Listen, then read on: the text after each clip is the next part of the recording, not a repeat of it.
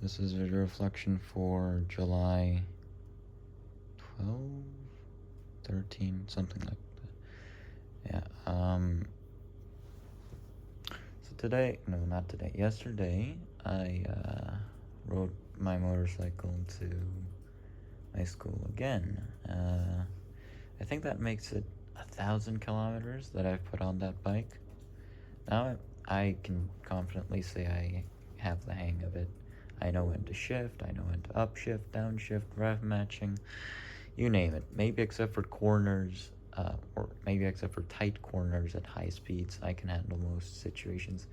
And also the rain, which if I shut up for a second, you can hear. Yeah, it's raining. That's why I'm sleeping here. This isn't my bed. It's a motel that I booked via Airbnb. It has very nice facilities. But the point is, yeah, I couldn't return home today. I'm filming this because there are a couple points I want to share. And you might be wondering why I'm not filming video reflections as often as I used to. And, the simple answer is I don't have to anymore. There aren't a lot of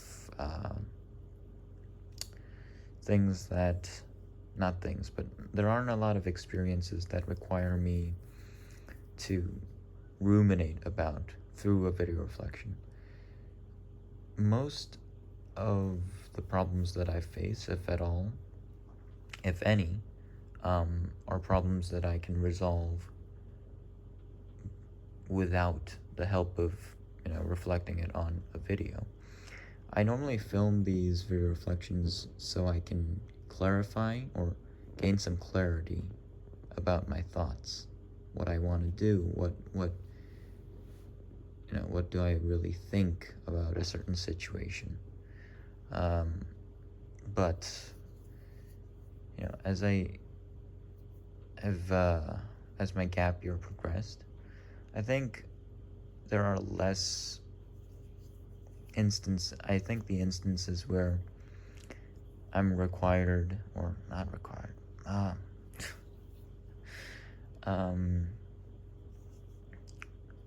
think video reflections are required less often because my thoughts are more clear to me now. There's this clarity in my life, which I didn't have when I was at KMLA. I know what I want to do. I know what I like.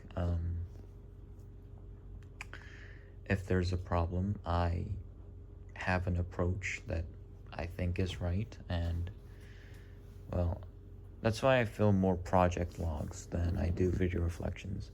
I normally film video reflections when there's a problem or a conflict related to my life, my thoughts, or my philosophy. But my philosophy and my life are doing pretty well at the moment, so I don't really have a lot of reason to film a video reflection. And this does take time and effort, which I could better spend elsewhere. Anyway, back to the topic at hand. I'm filming this today because I want to talk about two things. One is about motorcycling as a hobby, and the second part is about a bigger dream. So the first part's simple.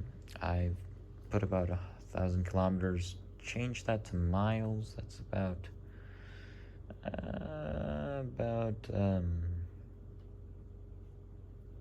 I think it's about 700 miles, 600 to 700, give or take. But when I first started out, I took a pretty risky approach where I didn't take any MSF course. I just basically got my license and was on the road. And I can see now how dangerous that was and how dangerous motorcycling is. I dare not recommend this to anyone else unless they have interest first. And that being said, I do think it's a fantastic hobby and one that fits me very well because I like it. I like being on the road. I like sleeping in new exotic places. I like watching the countryside. I like feeling the wind on my body. I like this lifestyle of being on the road from time to time. I'm pretty sure I wouldn't like it all the time, but I like the freedom and range it has to offer. On my gap year, not gap year, but after I graduate, there's about a 6-month gap until I am enrolled to my American or British college. And during those 6 months, most of my seniors or graduate seniors, they go on trips to they go on trips to Europe or the US or China or I don't know, some foreign country. I'm actually thinking of planning a trip in South Korea. Well, plan isn't the word, but scheduling a trip within South Korea where I don't have a schedule. I just have cash, my motorcycle, some clothes, and that's it. And I'm just going to be on the road until my cash runs out. So I'm going to sleep at motels, hotels, Airbnbs, camping, whatever. Wherever and whatever the occasion allows me, I'll take it. I'll eat with the money I have. I'm not going to make any meals. That's going to be so fun. I actually really enjoy, or not enjoy, but I really look forward to it. Right now, doing that during my summer break is a bit of a stretch because of the weather. These days, it's either heavy rain or just blinding, scorching sun. Neither of which are good conditions for riding your motorcycle. One's bad for your bike and tires, the other's bad for your brain. So, yeah, I'm thinking the spring season of 28. That's probably when, well, not 28, but the spring of 27 is when I'm going to be on this trip. Oh, it's going to be so much fun. Also, before that, I'm planning on getting a new bike. I'm sure yesterday or sometime before this I talked about getting a CBR or a GSX 8R or whatever, or a Pan America. Pan America still sounds great. I don't know because I don't have the money yet. I also haven't ridden any of those.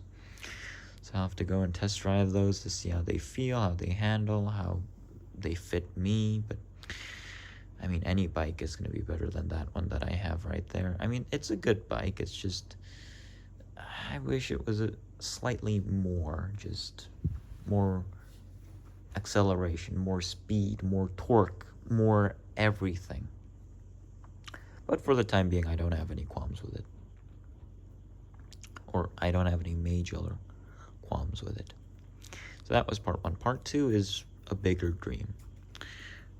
My dream, as in dream job that I want to have is a freelancer, or not a freelancer, but I want to run a company. That's my dream job. Now, my bigger dream and my vision for that is pretty interesting. I want to build a company that doesn't make good products, but, well, that's a side benefit. If I can do that, that's great, but that's not the main goal of my company. I want to build a company that is made out of people who lack the chance, well, not lack the chance, but who missed out on their first chance, but have the spirit to continue. That might sound a bit complicated, but let me explain. So during my gap year, I learned a couple things. Firstly, I learned that taking the primitive approach or the hard way to learn something is, well, firstly, it's tiresome because, as I said, it's the primitive approach, meaning you need to spend a lot more time. It's a lot more stressful too, because there's really not a lot of data or things you can go off of.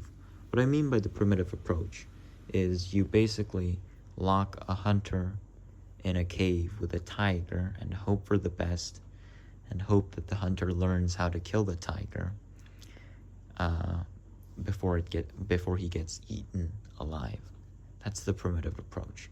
Now, sometimes it succeeds and the hunter is able to kill the tiger and pass down that knowledge. Sometimes it doesn't and the hunter gets eaten. Now, change that to modern terms. You have 2 weeks left until your AP exam, which is a high-stakes situation, and you start cramming. That is the primitive approach. That's the approach where you have high stakes and a reward. You lock yourself in that situation, so you have no other choice than to, adapt and push through, or be left in shambles. I took the primitive approach when I was studying for the AP exam. I took 7, and the primitive approach worked for 5 of them. I got 5s on 5. And it didn't for the other 2. I took the primitive approach when I made projects and products for my business. When I designed things, when I built products, products that I've never tried before, products that I had no business making, circuitry, Arduino, coding. I've never done those things before, but I still tried them. I made myself try them, rather. I took the primitive approach when I started motorcycling. Instead of booking a course and learning it slow and steady and safe, I just took it out onto the road and gambled with my life. And I'm tired of doing that, okay? It's not a safe way to learn. You lose something if it doesn't work.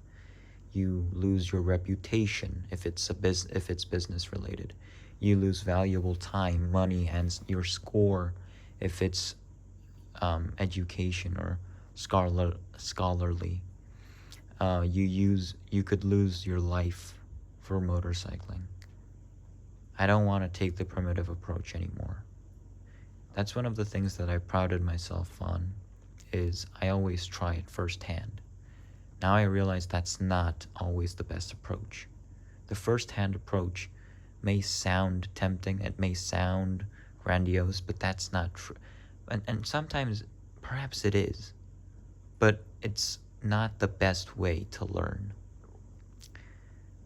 Learning the primitive way, or learning firsthand, has its perks.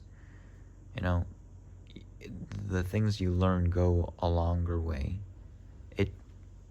It's still with you for a longer time. But the downside is, as I said, you risk something, but also it has a lot of blank spots that need to be filled. It's like making a big tower with just big rocks instead of small bricks. Small bricks, it's slower, but you can pile a lot higher with brick structures, with intricate brick structures, than you can with just big rocks. So that's part 1. That's why I want to go to college, right? You might be wondering, how does this relate to your company? Hear me out. I realize that college education and the slow and steady modern way and second-hand way of learning has its merit. And I can fully appreciate that only now because I've taken the primitive or first-hand approach to learning, and I've seen its limits. I've seen its shortcomings. I've seen how risky it can be sometimes, and now I can truly appreciate second-hand learning where someone helps you. That's basically how you learn in college and universities. And that's the way I want to learn the rest of my field, which is engineering. Now, Some people, like myself, are lucky enough to realize this before they apply for colleges, and others are not so lucky. They think that taking the first-hand approach is better and that it would leave a lasting lesson, and that's probably true. And so they drop out of college, or they never go to college in the first place. But what they don't realize is that the lasting lesson isn't the lesson that they've hoped for. Sometimes they end up like Steve Jobs, and good for them. I'm not even bitter. I'm not jealous. I think it's great that if you take the first-hand approach and become a legend, I think that's amazing, fantastic. But for the majority of people, it doesn't go that way. It usually goes something like this, where you apply for a job, you submit your resume, and you get declined because you don't have a diploma, or you don't have a degree, because you didn't take the slow and steady way of learning. And that's when you appreciate how important that way of learning is and how much society values that way of learning. It's definitely not the shortest way, and perhaps it's not the most effective, but it is the surest way of learning something, in my opinion. And it's also the safest. But what I'm trying to say is, the company I want to make is not made out of people who have challenged themselves and who have taken the first-hand approach. Okay, rewind a bit. I want to take people who have taken the first-hand approach, not the Dorothy kind of people who have taken the golden brick road of universities, then their job applications. I don't want those people. Those people they don't need me. They're doing fine on their own. They can go to a great company, have a good salary. Great, good for them. I don't need them. Those are not the kinds of people I want. I want people who have recklessly or courageously or because of financial reasons or whatever have taken the first-hand approach and have later on realized that it wasn't the wisest decision, perhaps. Or those people, or I want the likes of people who have tried in life and have failed and would like a second chance. And they have, and they're willing to try. I think that's very important. The willingness to try. I want to make a company with those people. Now you might be wondering, what does a company even mean? What is this vision? And I get it, but it isn't as grand as the word company sounds. First, I'll start with another person. That may be a college dropout or a high school graduate. No matter. If they're willing to learn and they're willing to work with me and they're willing to build a helpful, supportive, and sustainable company with me, then they're on. I can teach them how to make things. Right now, I can only teach them CAD, circuitry, and a handful of other techniques. But I'm hoping when I graduate college and when I graduate grad school, I can teach them other techniques, other skills that can actually make money and help the company. And we start with 2, and then we become 3, 4, more people join. I don't want a company that's effective, or sure, that's important too, but that's not the main goal. I don't want a company that's efficient, filled with smart kids, okay? I've seen enough smart people to know that they won't work with people who are dumber than them, which I'm not saying I'm stupid, but I'm not sure if I fit in the category of a genius, and that's not what I want to be either. But I would like to work with like-minded people who are willing to try, to give it their best, because they realize down the road that their initial decision wasn't the best, okay? And sometimes society isn't nice enough to hand you a second chance. But I still believe there are a lot of people who are willing to try, to give it their all, who can now truly appreciate the slow way of learning. I think, the Passengers song puts it best. You only know your lover when you let her go. You only miss the road you only hate the road when you're missing home. You can only appreciate your college diploma when you get rejected from a job interview because you don't have it. So that's my big dream. I want to make a company with people who are willing to try, okay? I think that's what I can do. I can do a pretty decent job at teaching as long as the other person's willing to learn. I can do a pretty good job at making things, which I can teach. And I'm hoping I can do a decent job at making enough money so that a lot of people can be satisfied. And that's what I want to do. Okay? I don't plan to be a billionaire and donate millions to charity. Quite frankly, I think that's a pretty irresponsible way of doing donations. I get that when your foundation becomes big, you need structure, and it becomes necessary. And I think, sure, it's definitely helpful. That's just not the way I see myself being helpful. I also don't want to wait until I have a result, which is, becoming a billionaire. I want my journey to be helpful, not my destination. Okay? Because if my destination is to be helpful, when do you even stop? Do I donate to charity once I have $100,000? Do I donate to charity once I have $2 million, 10 million, 30 million? When does it stop? When is it enough? Okay? I'm not sure if I can trust myself to stop growth and use that money for quote-unquote good to help hundreds of nameless, faceless people that I don't even know.